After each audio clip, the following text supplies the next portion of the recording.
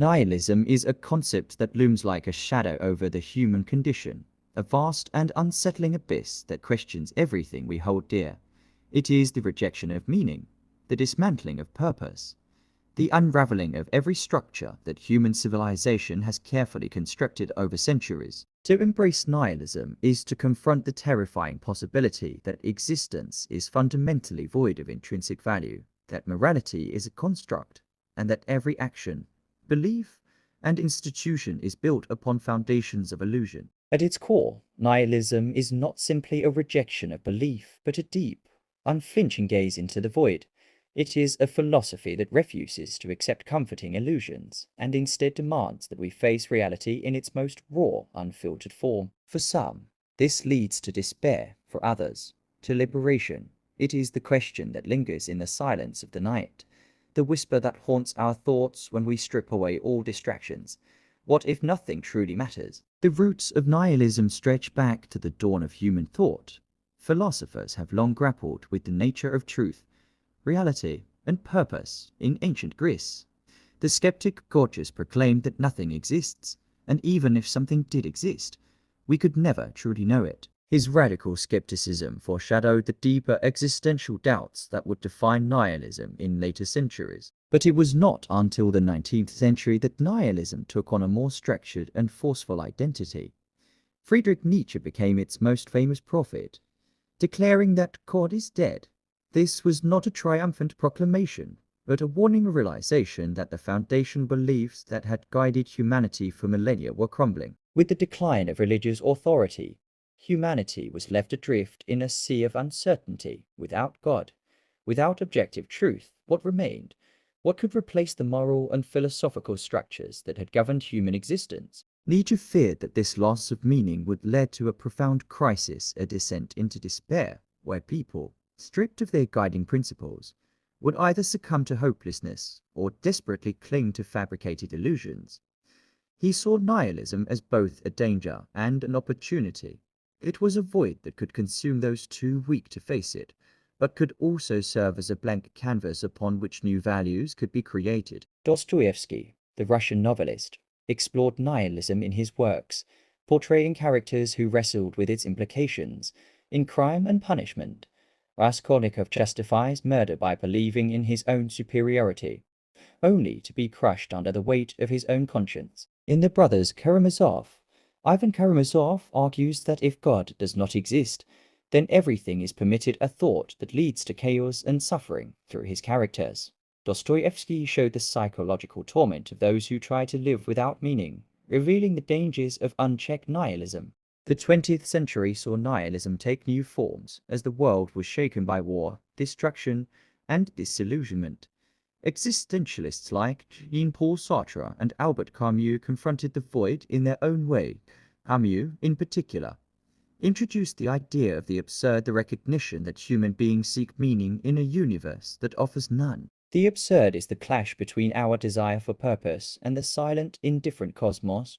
For Camus, the answer was not to surrender to despair, but to embrace the absurd and live in defiance of it. In the myth of Sisyphus, he presents the image of a man condemned to roll a boulder up a hill for eternity, yet finding meaning in the struggle itself. Nihilism is often misunderstood as pure pessimism, but it is more complex than simple despair.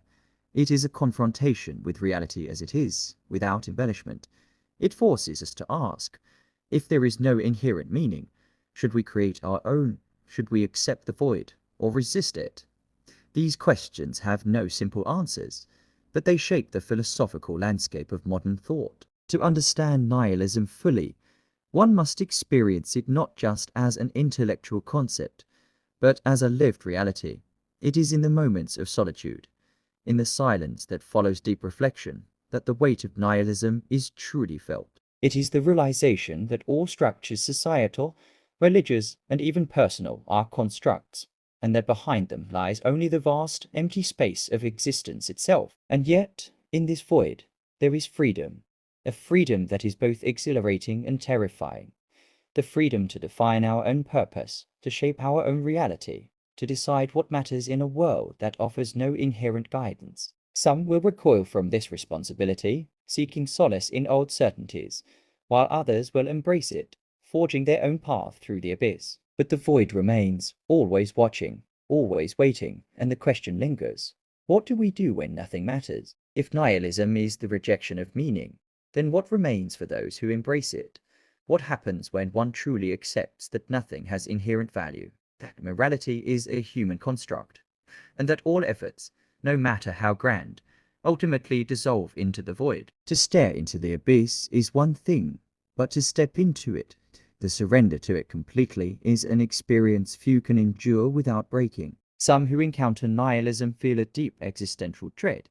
It is as if everything that once held significance has suddenly turned to dust. The achievements, the aspirations, the struggles, they all seem absurd, meaningless in the grand indifference of the universe. This realization can be paralyzing. Without meaning, what reason is there to continue? What justification remains for effort, for passion, for life itself? These questions weigh heavy on the mind, creating a sense of hopelessness that has driven many to despair. But others find within nihilism a strange liberation. If nothing matters, then one is free from all imposed structures, from the suffocating weight of expectations. There is no ultimate purpose to chase, no divine judgment to fear, no absolute moral code to obey.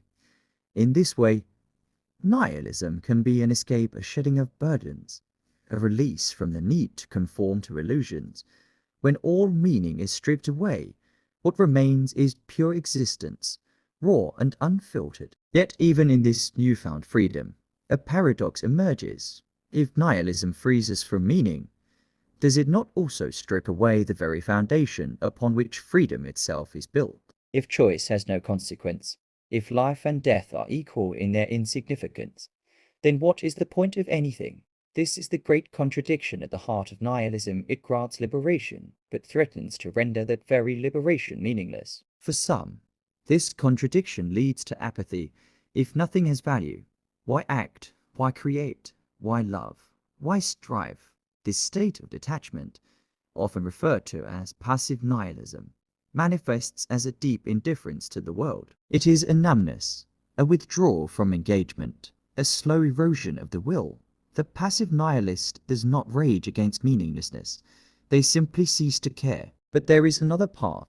Some, like Nietzsche, saw nihilism not as an end, but as a beginning. To accept the death of old values is not to surrender to despair, but to create anew. Nietzsche spoke of the Mensch, the individual who transcends nihilism by forging their own meaning, their own values, independent of societal constructs. This is not an easy path. It requires immense strength to reject false comforts, to endure the void without succumbing to it, and to build meaning where none exists. This form of nihilism, sometimes called active nihilism, is not a surrender, but an act of defiance. It is the conscious decision to live despite the absence of inherent meaning. It is the will to create, even knowing that all creations are ultimately temporary. It is the choice to love, to dream, to fight, not because these things hold universal significance, but because we choose to make them significant. In the face of the void, active nihilism is a declaration of will. It is saying, yes, nothing matters, and yet I will act. It is the artist who paints knowing their work will one day be forgotten. It is the philosopher who questions, even knowing that no final answer exists. It is the individual who finds joy in the moment, without needing that joy to be eternal. But what of morality? If nihilism rejects absolute values, does it not open the door to chaos without an objective moral framework? What stops one from descending into cruelty, from exploiting, from destroying? This was the fear Dostoevsky explored in his works, the idea that, without God, all is permitted. If morality is merely a construct, why should one adhere to it? The answer, perhaps, lies in perspective. While nihilism denies absolute morality, it does not deny the reality of consequences. The pain of another may not be inherently wrong, but it is still pain.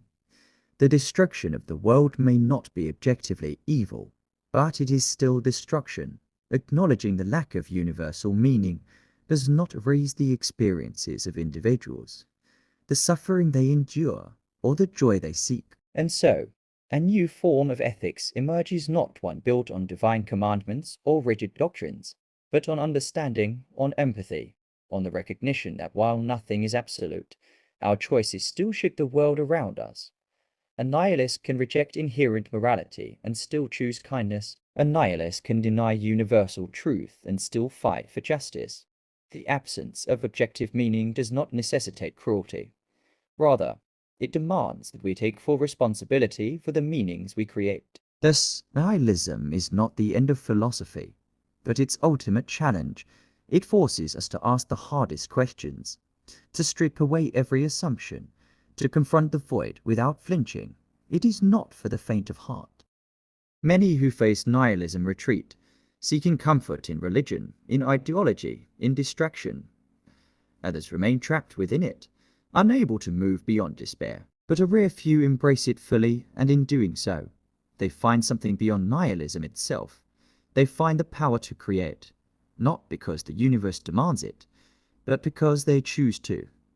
They find meaning, not as a gift from the cosmos, but as an act of sheer will. And perhaps, in this act of defiance, they prove that even in the face of nothingness, the human spirit endures. To embrace nihilism is to stand at the precipice of existence, staring into an abyss that offers no answers, no guidance, and no solace. It is the realization that beneath the surface of all things society, morality, purpose, there exists only a void, an indifferent cosmos that neither cares for our suffering nor celebrates our triumphs. For some, this truth is paralyzing.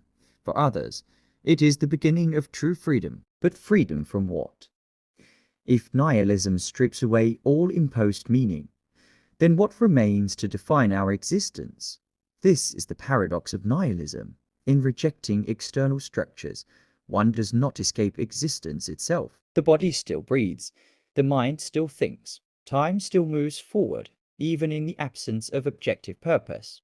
We are still here, and so the real question is not whether life has meaning, but whether we choose to create one. Yet the temptation to surrender to despair is strong. Passive nihilism, as Nietzsche described it, is the state of resignation. It is the soul that, upon seeing the emptiness of all things, retreats inward, ceasing to strive, ceasing to believe, ceasing to care. It is the slow erosion of the will, a quiet decay where ambition and passion wither away. Why act when nothing matters? Why create when all will be forgotten? Why love when all relationships end in death? This is the void that consumes so many, the great thinkers who descended into madness, the artists who saw no point in their own creations, the revolutionaries who realized that even the systems they sought to overthrow were destined to be replaced by new illusions. The weight of meaninglessness is unbearable for most.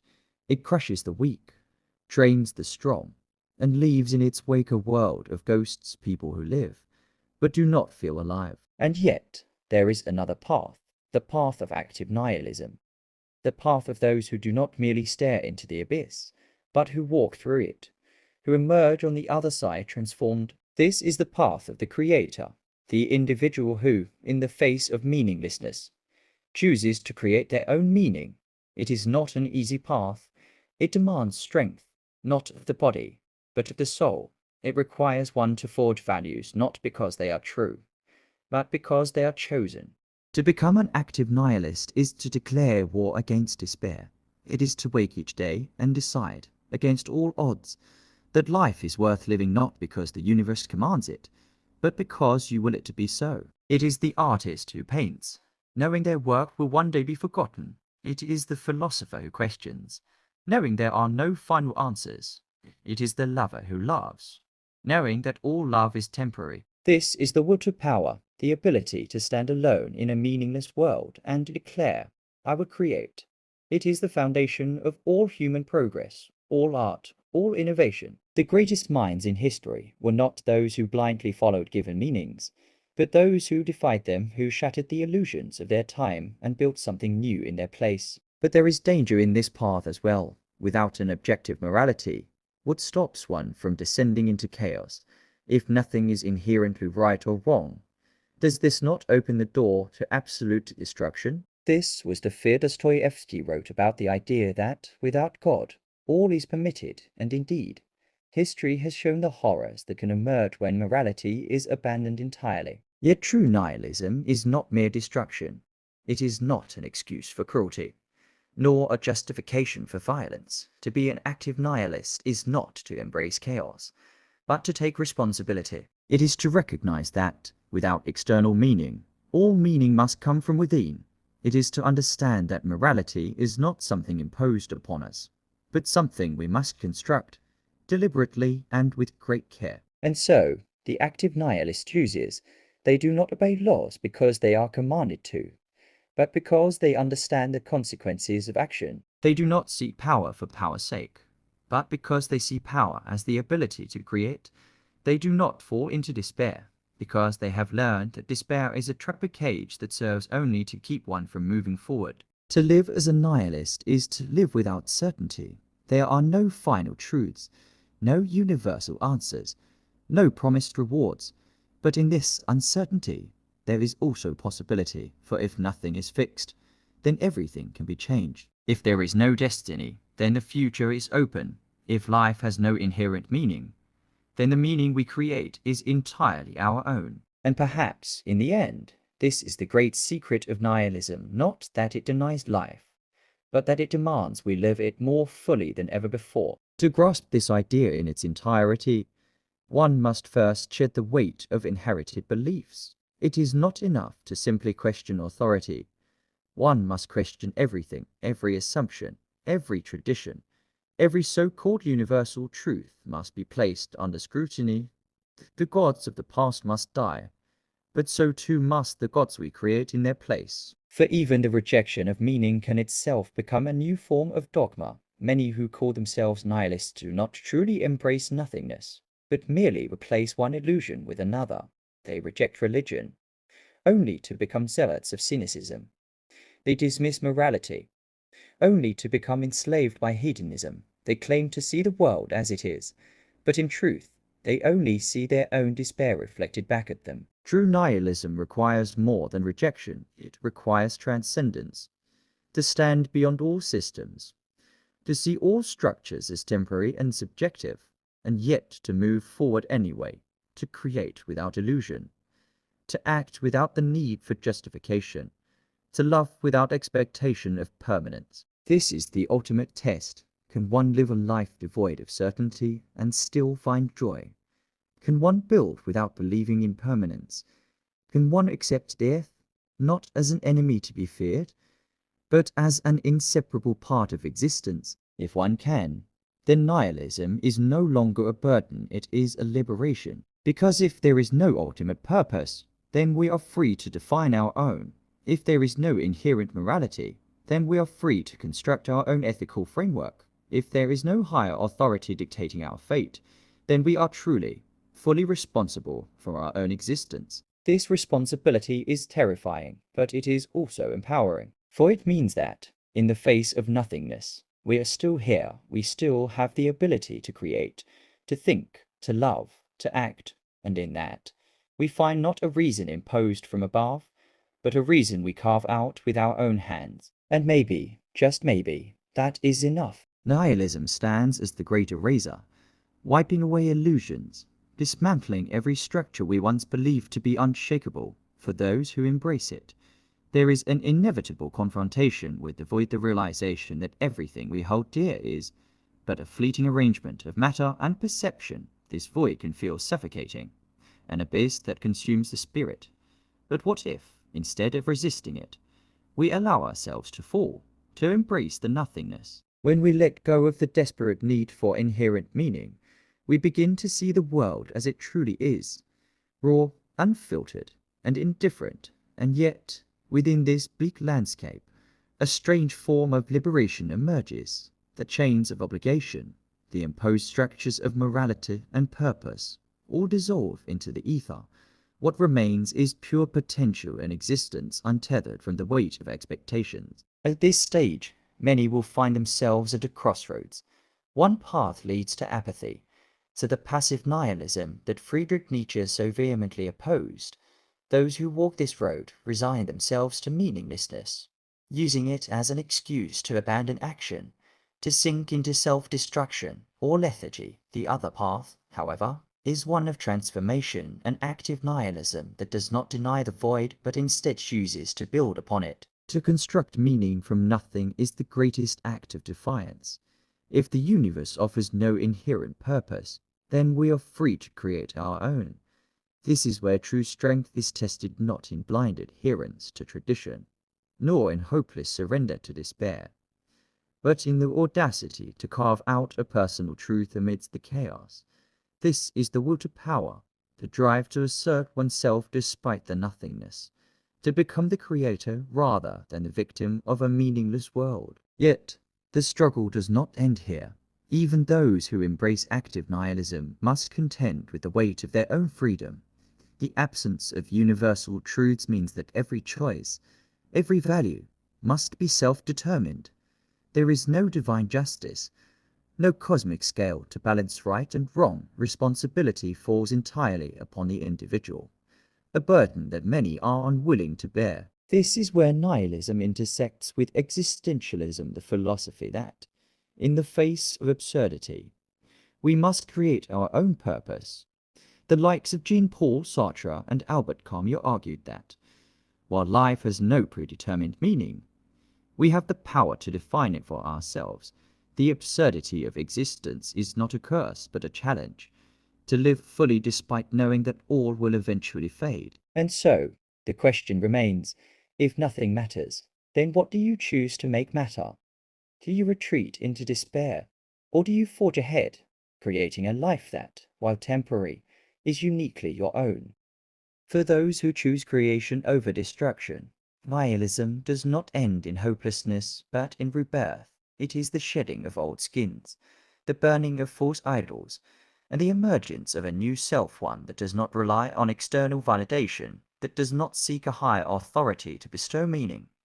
Instead, meaning is a personal act, an ongoing process of self-definition that exists only so long as we continue to live it. In this sense, nihilism is not just an end, it is a beginning, a blank canvas upon which anything can be painted, a silence that allows for new voices to emerge. The void, once feared, becomes a foundation, and from that foundation, something new arises, not given by the universe, but forged by our own hands. Thus, we are left with a paradox. Nihilism, which seems to erase all meaning, can ultimately lead to the most profound form of self-actualization.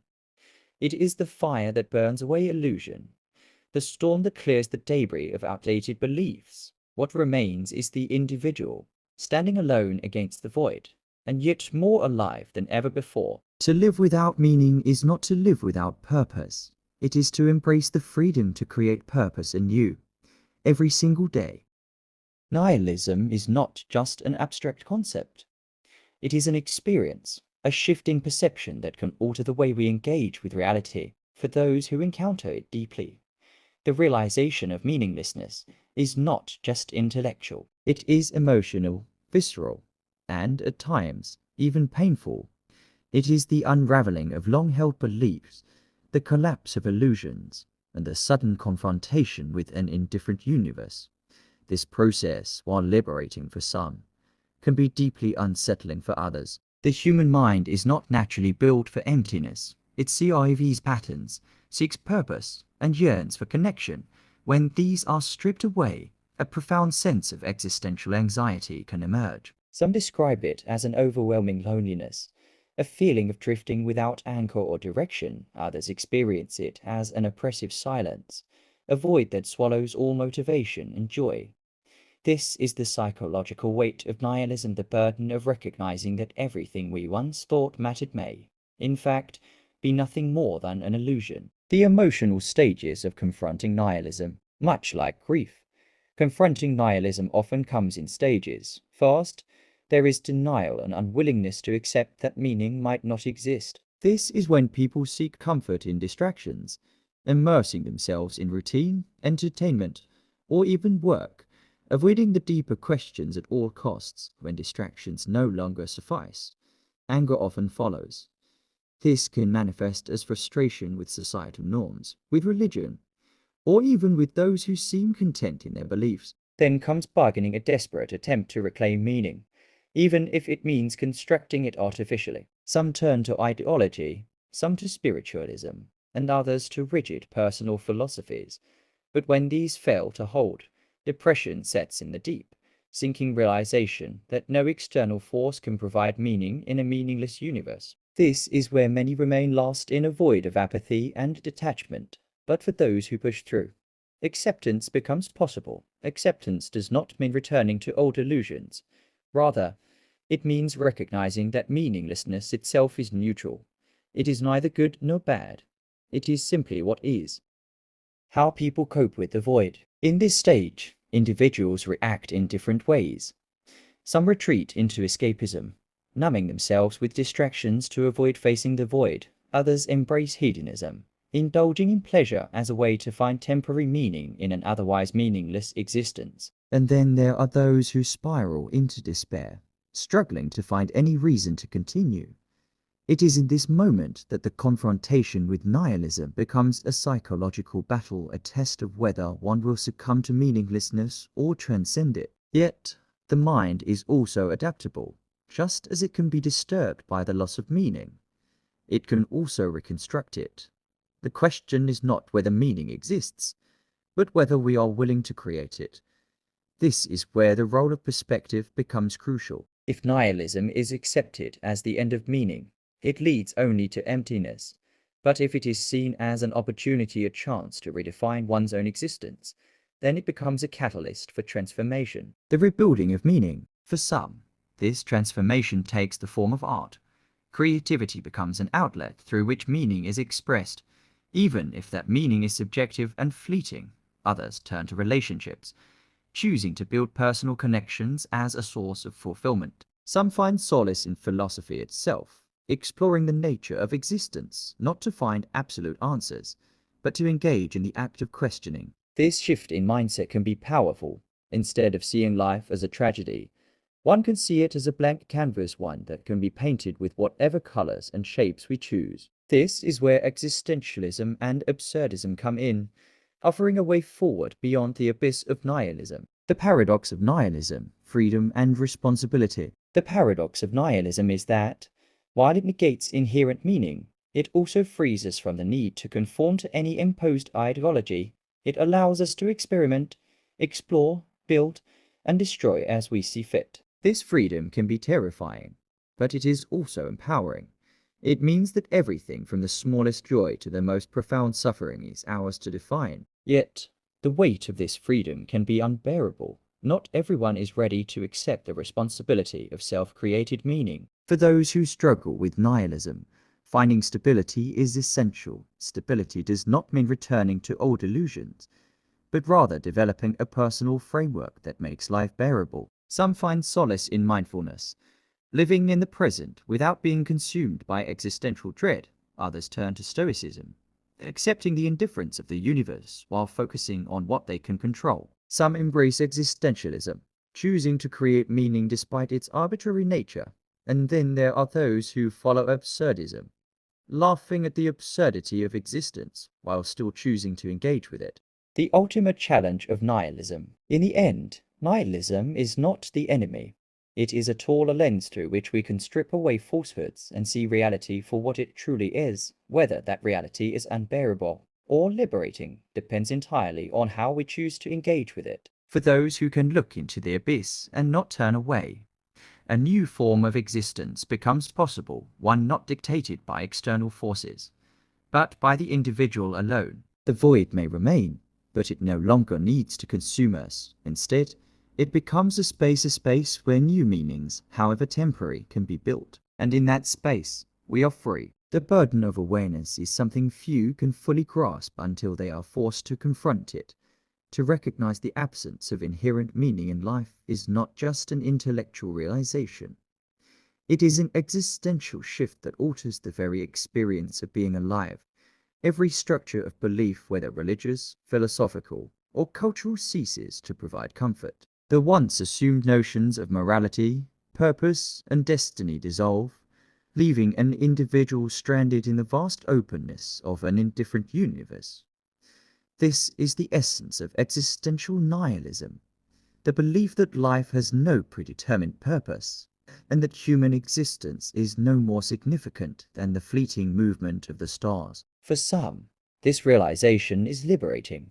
It means that no higher power dictates their fate, no cosmic rulebook determines right and wrong, and no singular goal must be pursued. But for others, it is terrifying. If nothing truly matters, then what is the point of living? The struggle with nihilism is not merely theoretical, it is deeply personal, emotional, and even physical. It can erode one's motivation, making even the simplest tasks seem pointless. It can unravel the fabric of relationships, making connection feel arbitrary and insubstantial. It can cast a shadow over every joy, every ambition, every fleeting moment of happiness, reducing them to mere distractions from the void. Yet, despite all this, humans are not built to embrace despair forever. The mind, though susceptible to nihilistic paralysis, is also incredibly adaptable. It seeks meaning even when none is given. It constructs purpose even in the face of absurdity. The great philosophers of nihilism, Nietzsche, Camus, Sartre, all recognized this. They understood that the realization of life's meaninglessness is not the end of the journey, but the beginning of a new kind of existence. To stare into the abyss is to be stripped of illusion, but it is also to be freed from the chains of imposed meaning. It is an opportunity, not a curse. Those who have overcome the depths of nihilism often speak of a transformation. At first, there is fear, a desperate search for something, anything to cling to. Then there is anger, a rejection of the structures that once provided comfort. Eventually, there is acceptance, the acceptance that meaninglessness does not have to be a void, but a canvas. If the universe provides no answers, then one is free to create their own. If there is no inherent moral law, then one can define their own principles. If there is no divine purpose, then one can construct a purpose that is personal, subjective, yet entirely real. It is at this point that many turn to philosophy not as an abstract pursuit, but as a survival mechanism. Existentialism, for example, does not deny the meaninglessness of life, but instead encourages the individual to craft meaning through action. Sartre argued that because life has no inherent purpose, human beings are condemned to be free to take full responsibility for defining their own existence. Camus took a different approach, proposing that one must embrace the absurdity of existence rather than resist it. He famously described the struggle of Sisyphus, eternally rolling a boulder up a hill, as a metaphor for human life.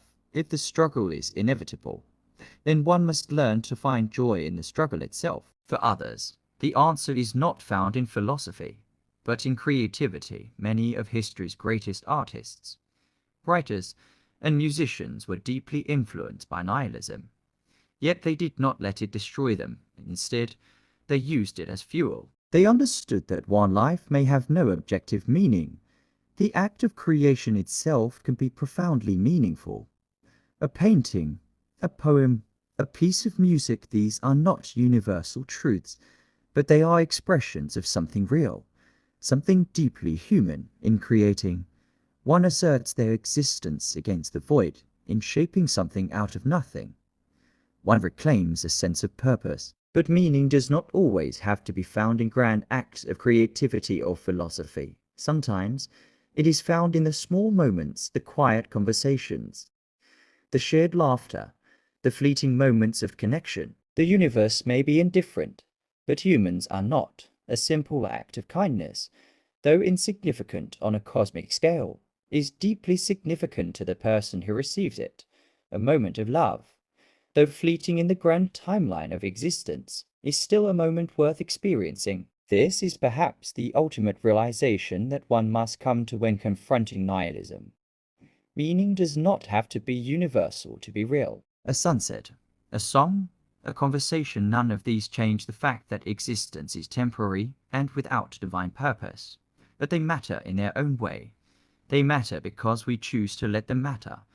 They matter because, despite everything, we are still here, still experiencing, still feeling,